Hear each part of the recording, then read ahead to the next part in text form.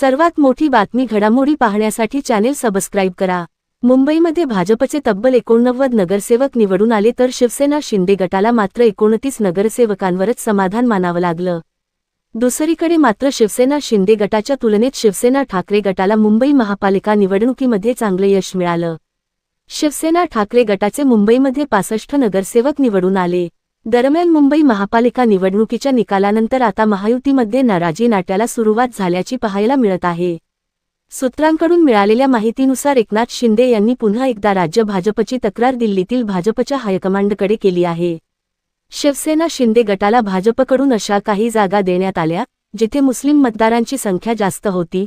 भाजपला हे माहिती होतं की या मतदारसंघात भाजपला मतदान होणार नाही, भाजपच्या उमेदवारांचा इथे पराभव होऊ शकतो, अशा जागा भाजपकडून शिवसेना शिंदे गटाला देण्यात आल्या, त्यामुळे मोठ्या संख्येनं शिवसेना शिंदे गटाच्या उमेदवारांचा पराभव झाला, अशी शिवसेना शिंदे गटाची तक्रार आहे।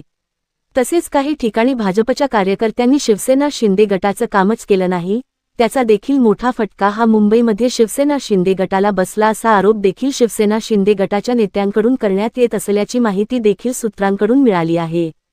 सूत्रांकडून मिळालेल्या माहितीनुसार मुंबईतील 15 मतदारसंघात भाजपने युती धर्म पाळला नसल्याची तक्रार दिल्लीतील हायकमांडकडे करण्यात आली आहे।